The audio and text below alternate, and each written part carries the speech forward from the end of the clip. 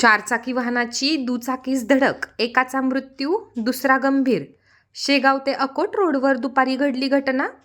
अकोट रोडवरील नायरा पेट्रोल पंपाजवळ एका दुचाकीस्वाराला कारने धडक दिल्याने त्याचा जागीच मृत्यू झाल्याची घटना दुपारी 12 वाजता घडली.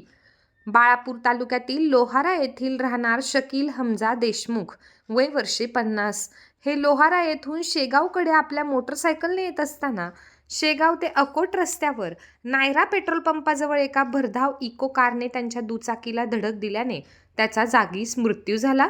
त्याला शेगाव येथील सईबाई मोठे सामान्य रुग्णालयामध्ये आणले असता त्यांना मृत घोषित केले.